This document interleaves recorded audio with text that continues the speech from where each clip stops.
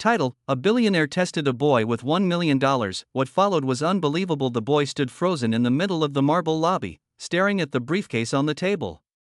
Inside it was more money than his entire neighborhood would see in a lifetime. $1 million. His hands trembled, not with excitement, but with fear. Because the man offering it wasn't smiling, the billionaire leaned forward and said quietly, "You can walk out with this right now.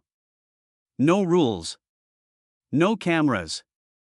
No one will ever know what you choose." What the boy did next would change both of their lives forever. Before we continue, take a moment to subscribe, like, and comment if you believe kindness can change the world. This channel, Kindness Story Hub, is all about stories that remind us of our shared humanity. Your support helps us keep these stories alive. The billionaire's name was Richard Hale. In America, his name was everywhere, on skyscrapers, hospitals, and tech conferences. He was known as ruthless in business and distant in life. People said he had everything, yet nothing that mattered. No family dinners. No close friends. Just numbers and power. What few people knew was that Richard had grown up poor. He remembered hunger, cold nights, and being ignored. And over time, that memory hardened into something bitter. He believed kindness was a weakness, a story people told themselves to feel better. He believed everyone had a price. The boy's name was Ethan Miller. He was 12 years old and lived with his mother in a small apartment near a closed-down factory. His father had passed away years earlier, leaving behind debt and silence. Ethan's mom worked 2 jobs, and Ethan helped however he could, running errands, fixing broken things, and sometimes skipping lunch so she could eat. One rainy afternoon, Ethan found a wallet on the bus. It was thick with cash and cards. He waited until the bus stopped, then ran 2 blocks to return it to the owner, a tired man in a suit who barely said thank you before rushing away. That man was Richard Hale. At first, Richard thought nothing of it. But later that night, he realized the wallet contained not just cash, but a flash drive holding sensitive business information. Losing it could have cost him millions. He asked his team to find the boy. A week later, Ethan was brought to Richard's office. He had never seen a place so big, so clean, so quiet. His sneakers squeaked on the floor as he walked.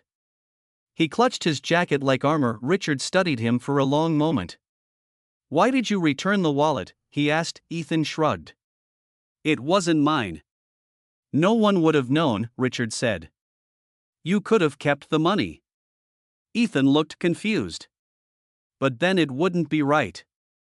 That answer bothered Richard more than he expected. It felt too simple. Too clean. So he decided to test it. Richard placed the briefcase on the table and opened it, revealing stacks of neatly arranged bills. "There's $1 million here," he said. "If you take it, you'll never have to worry again. Your mom won't have to work so hard. You can have anything you want." Ethan's breath caught.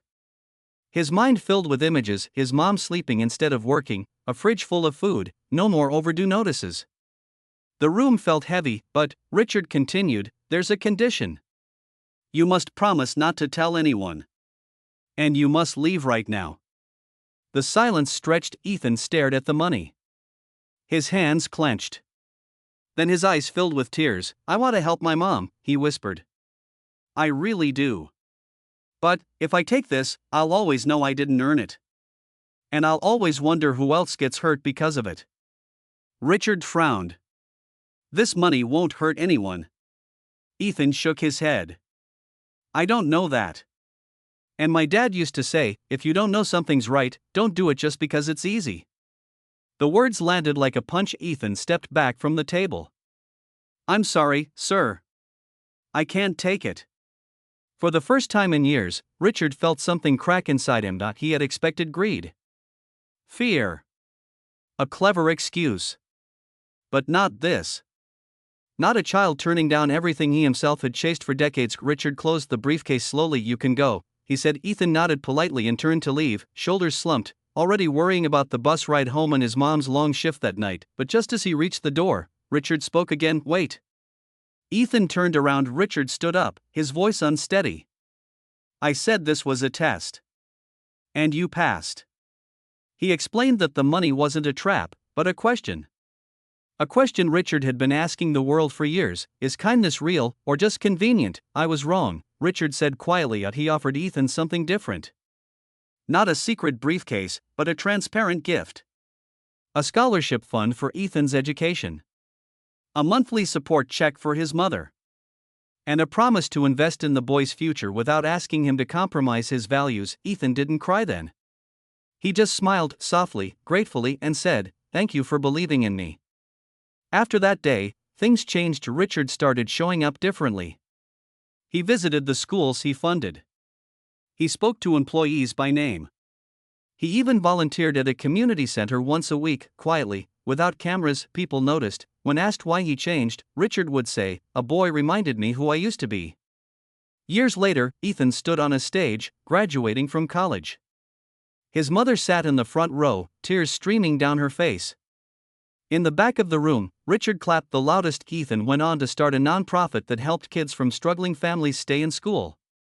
And every year, he told them the same thing: kindness isn't about what you have. It's about what you choose.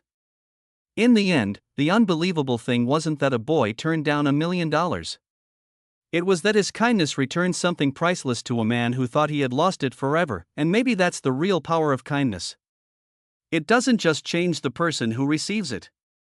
It transforms the one who gives it and the one who witnesses it. So the next time you face a choice, big or small, remember this story. Kindness might not always be easy, but it's always worth it.